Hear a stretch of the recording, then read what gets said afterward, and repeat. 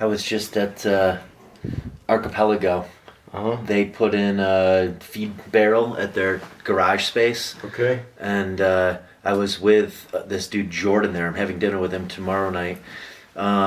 He just got back from Tulum from Aubrey Marcus's 120 person mastermind that he puts on. It's called something. Jordan who? We'll try it. Let's see if I put his last name on my phone. I think I did. I don't think he's from here. Rahme, Rahme. But he paid, I think he said it was 12 or 15 grand to go on 4 trips annually with Aubrey. And, they're just like all immersive experiences where they're doing ecstatic dance and workshops, obviously fitness. But he was a really, really aware person. He was fun to talk to. Okay. All right, man. First off, I want to thank you for this little gift. I love you, my man. I appreciate it. This will be the first episode of MTN. Awesome. Mountain. I'm honored. Mountain Studios. I don't know. It's my own little underground. I love it. No, I really wanted to use this. I don't know what's going to come out of it, but I have to do this if I'm going to try to create content for the food brand. So this being the initial honorary series, season 1, Mountain Hawk Provisions, is that what it is? And Mountain Organics seemed appropriate. So when did you guys start this? So I think Mike got the idea over a year ago. Mike Adela is my business partner in this. I'll get a close up. Yeah. Both of us are into jewelry. Both of us, he is very into, a lot of the spiritual things around different stones in the jewelry. And, we both like to have things that showcase our memories throughout life. And that was my attraction to it when he told me that he was starting to design jewelry, was like, it would be cool because we travel together a lot. We go on a trip and, a bracelet that we make is a hike that we went on in Kauai, and the different engravings are the bamboo trees that we were climbing. And so that's what it's going to evolve into, is, jewelry that is sharing things from our trips that we can then share with the world. That's awesome, man. Oh, damn. So wait, this is the bamboo from... That is not. So that's hawk and feather. Yeah. Those are two things that are incredibly meaningful to Mike. Mike has a hawk tattoo on his forearm. And he was the one who designed this initial piece of jewelry with one of his friends from Boulder. But yeah, from here on out, a lot of our travels are going to inspire the jewelry that we create together. And you gave me yours? I gave you mine. Damn, yeah, dude. It just came from hot yoga, so it's still got a little sweat on it from it. Oh shit, okay. All right, man. So what is it? Okay, so we live in Denver.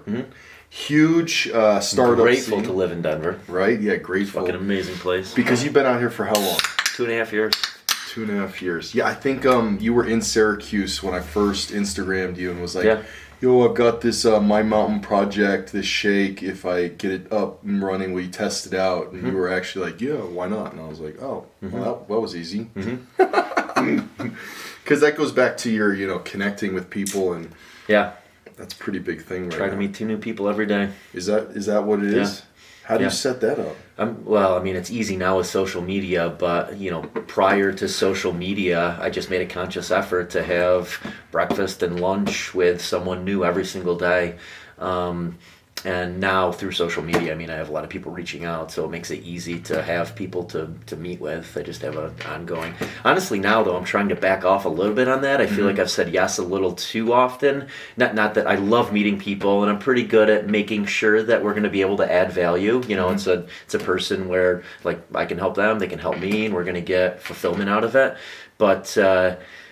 I also like connecting those people with other people, and it gets to a point where I have a backlog of like all these people I've met with, all these people I promised I'd connect them with, and at some point it takes away from you trying to either work on yourself or work on your own projects. So I'm taking a little back step now and trying to do more of like my own projects or work on myself. Yeah, but you've got this in all the stuff that you do. you have this huge history of being, a startup guy, working on your own companies, and I don't know when or where that information comes out in your feeds, or I think more in your Instagram stories. A lot of that comes out, but in the daily stories, but in the posts, like I look at you as someone who's trying to help people become better through fitness, not as someone who is putting information in front of entrepreneurs to help them maybe grow their business. And you've done that on purpose, right? Not so much on purpose. It's just because that's the chapter I'm writing right now in life. Like I like to call this my perfect days chapter, my life by design chapter. That's what I'm living right now. So that's fresh on my mind of things to share. Whereas my entrepreneurial journey was, 2002 to 2014 really. And, sometimes I feel like I have to think back, and it's almost like work to put out that content. Whereas, sharing my day-to-day on social media now is the chapter I'm living, and it's much easier just to convey those things that I'm thinking about now, those problems I'm solving now, those people I'm meeting now, and what I'm trying to inspire in people now. But yeah, that is a question I get asked often is, how did you retire at 34? And, I've done a number of podcasts where I share my background, and I try to meet with a lot of entrepreneurs and kind of share here's what you should do first, build an asset, build recurring revenue, and, the steps to do it. But, ultimately there's no secret. It's like you have to figure out something you're passionate about and then, put in purposeful effort. Yeah, no, I've always respected your opinion on whenever I've brought up an idea, whether it was my company or someone else's. Like your perspective is completely different than how I might do something. So, for example, with this new, this new, hell yeah, MTN Organics. That is a bag full of goodness right there. Yeah, dude. Here, it's sick. Here, read the ingredients. Hawaiian-born, Colorado-grown. Dude, congratulations. That's sick. Yeah. So I don't know that I'm going to pronounce all of these. Why? Yeah. All right. So meal replacement ingredients, and I've had this. This is freaking amazing. So much of my eating now is eating to be energized. Not even so much eating to recover. It's I want to put foods in my body that give me energy. And when I have a smoothie like this, I'm fucking energized. Not only physically, but mentally. My mind is on. So ingredients here. It's funny you mentioned that. And for this part, I'm going to talk right into the camera because, I just spent 2 days down in Texas with my dad who's had really poor health. And he doesn't really know anything about sports recovery or how at the cellular level we take in nutrients to rebuild and regrow. For instance, he has had debilitating arthritis and inflammation. And I just said some simple things like, hey, Dad, did you know that eating too much sugar in your diet increases inflammation and joint pain? So if you remove sugar, you're going to slowly start to alleviate that. Did you know that if you're having swelling in your legs or ankles, that you can do things, different modalities like temperature differences? So soaking your hands or legs in hot water and then putting them in cold water and doing this in a certain process and formula that is successful helps move the blood. But if you don't look at the regrowth of your cells, so you might be flushing, you might be bringing in new blood, but when you're bringing in new blood, the building blocks of life are amino acids. And it's the amino acids and the nutrients that's in your blood that goes right to the cell to help it regrow or recover. And I think that's it sounds so easy, but it's not easy. No. I created this product because I was going to Whole Foods and I was getting my plant-based protein and I was buying 20 other ingredients to make this mix. And I was like, isn't there an easier way? But there really wasn't.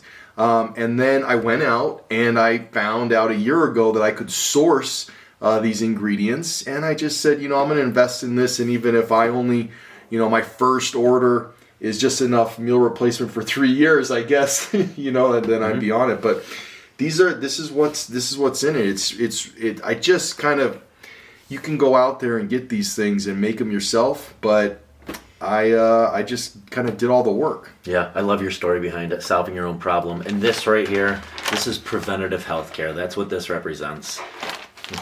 Yeah, I mean, but yeah, no, try and pronounce some. All right, I'm going to try my hardest. Organic pea protein, organic hemp seeds. Is this in order too of... Yeah. Okay. Yep. Organic pea protein, organic hemp seeds, organic cacao, organic spice, organic turmeric, organic maca extra. Maca. Is that extra. a maca? Yeah, oh, it's a maca maca extra, root. so maca Yeah. powder. Organic camu powder. Organic moringa leaf powder, organic chia seeds, organic brown flax seeds, spirulina, organic cacao powder.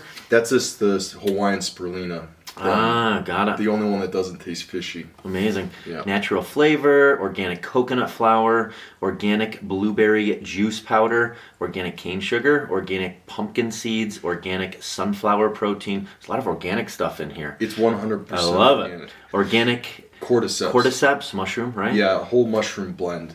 Unroasted, organic wheatgrass juice powder, organic tencha green tea. I haven't heard of tencha green tea. Organic pure vanilla powder, organic cane sugar, and organic vanilla bean extractives, stevia leaf extract, xanthan gum, and sea salt.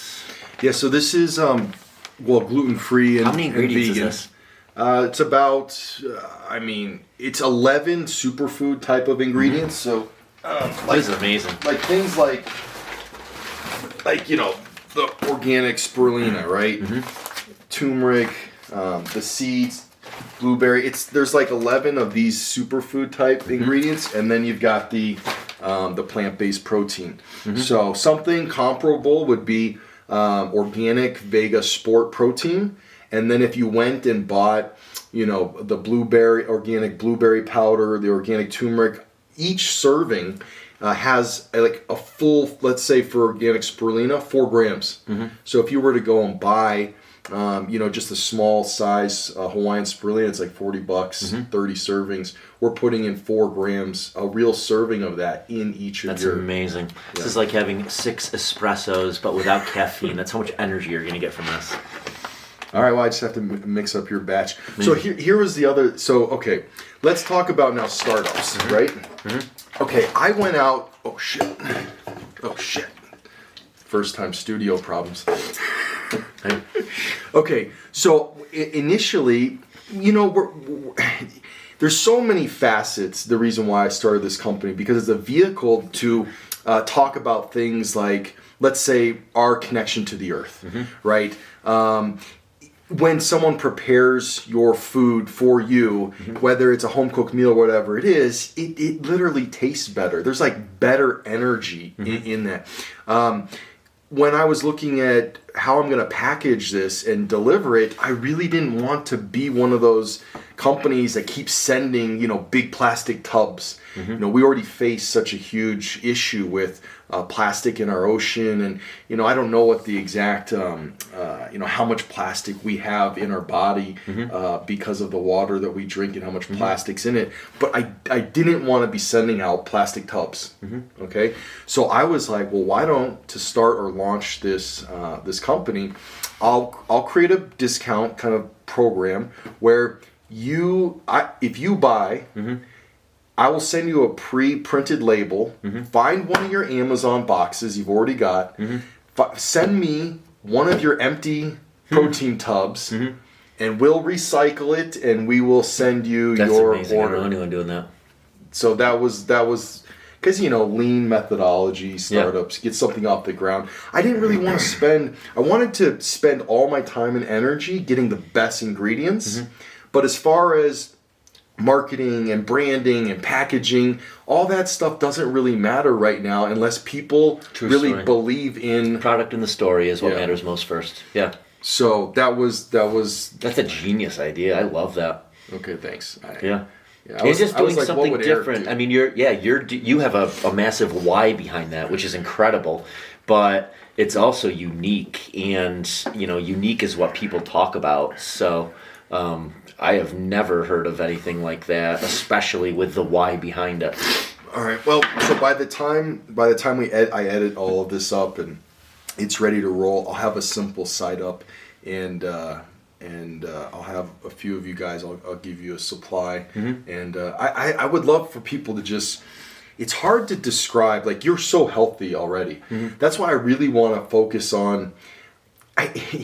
People, it's like a catch-22. People who are already fit, and then they're eating healthy stuff. It's like. Okay, I mean, but is it really that, or is it really because we run fucking 8 miles every day, right? So I was. But the reason why I can do that is because I fuel with those things. It's not so much.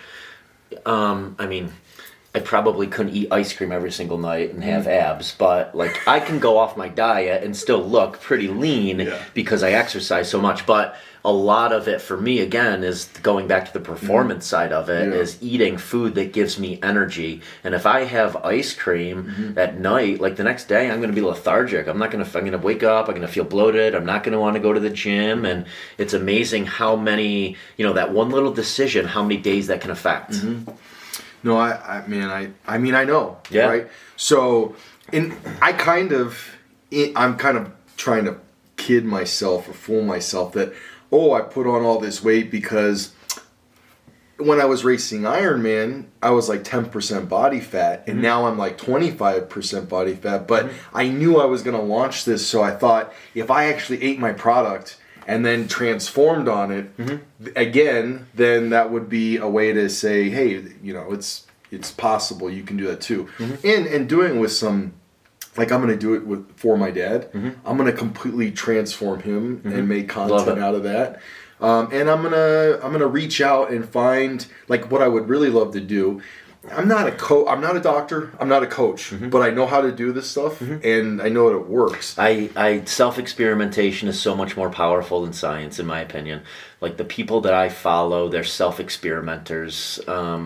They're people like a Tim Ferriss, where like he's doing it, a Ben Greenfield, he's doing it. They have knowledge and science to back it up, but they're doing it on a regular basis. And I think ultimately that's what people are buying into now, is they want to see people that are living and breathing it and doing it, as opposed to people that are just regurgitating stuff out of a textbook.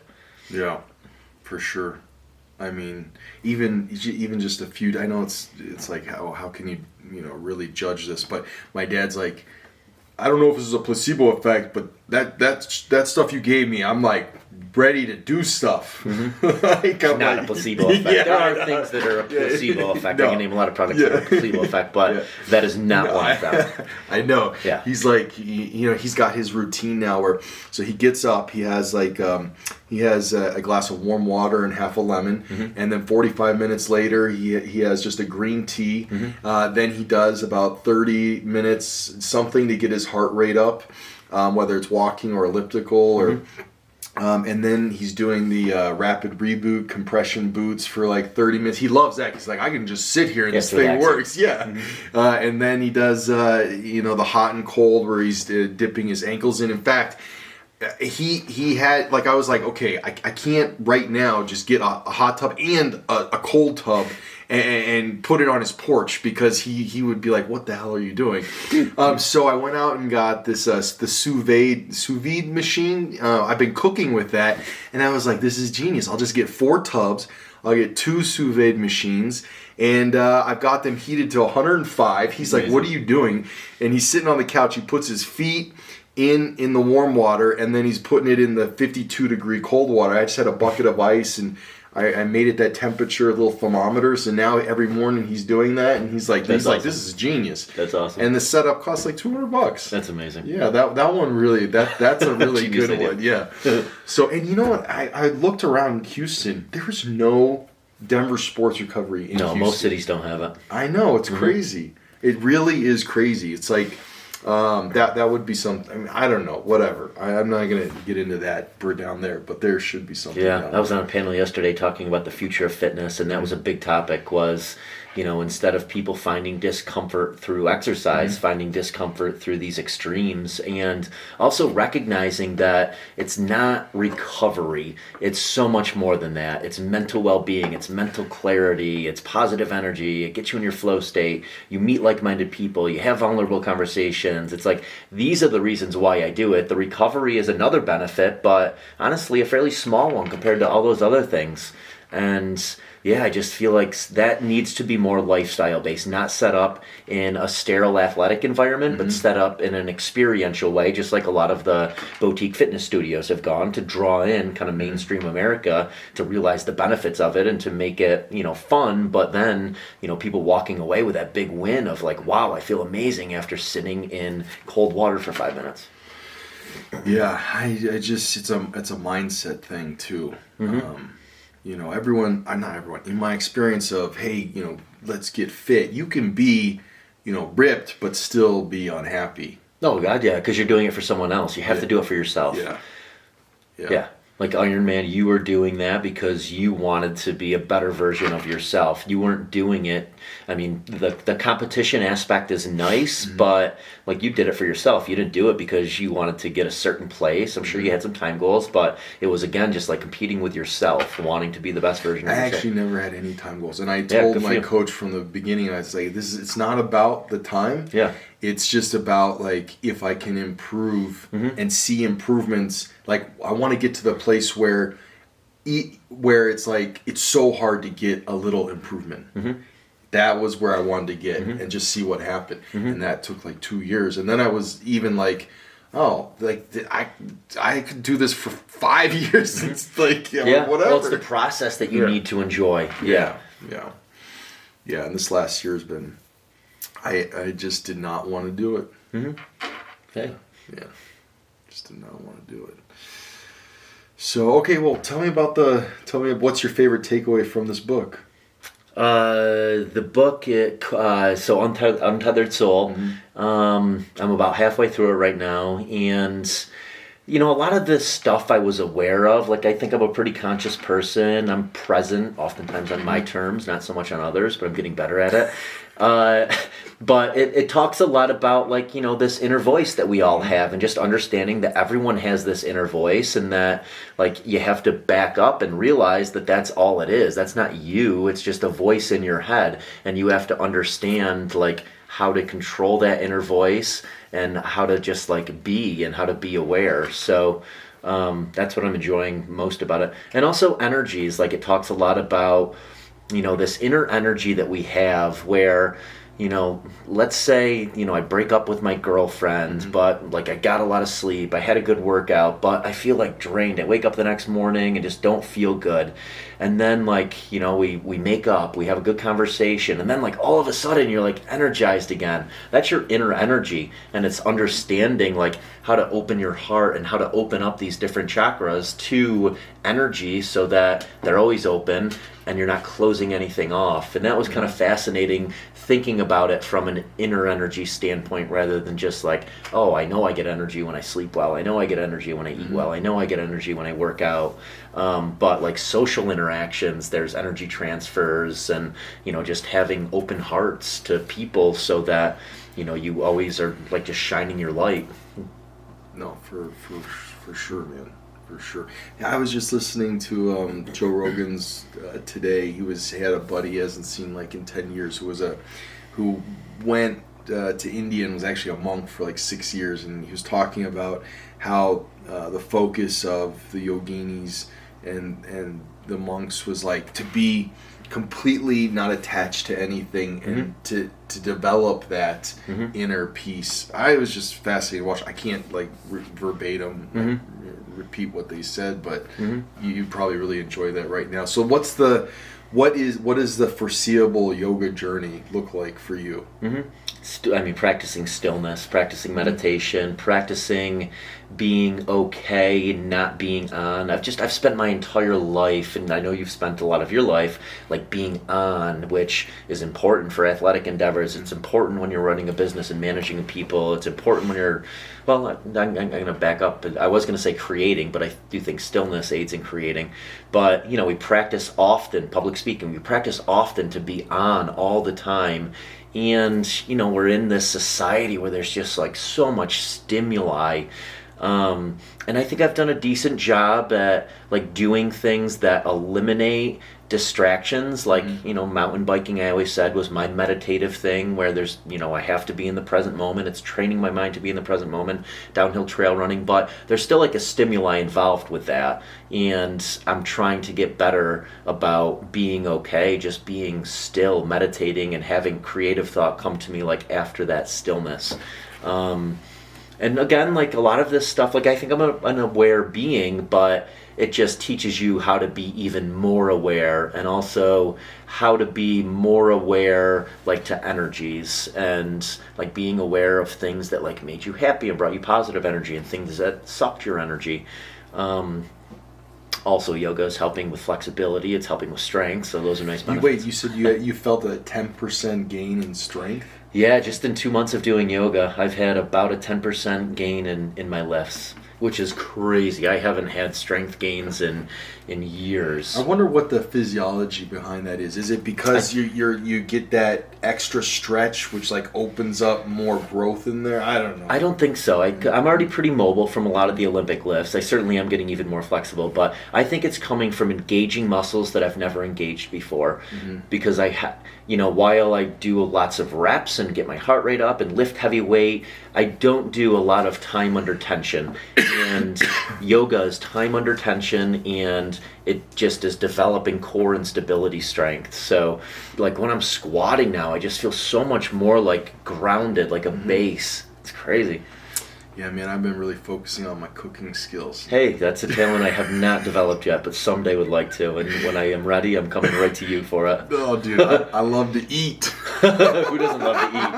I love to eat too, but I just haven't enjoyed the cooking process yet. And good for you that you can fucking just do it like by yourself, learning, you know? And that's such a skill that like so many appreciate. It was when I was a young kid, all the kids were watching cartoons. Mm-hmm. I was watching cooking shows, like Emeril Lagasse and Spam, and it's an art, and it's so fulfilling when you make something beautiful and good, and the time and effort that went into it. And it's so easy for you. We talked about this before, like me going into the gym and squatting or doing Olympic lifts. That's fucking easy now. That's like writing emails for people, and that's how your cooking is for you. There's still obviously skill involved, and you get into your flow state. But like last time when you were here, you're like, this is so easy, and you're explaining to me, I'm like, that's not fucking easy.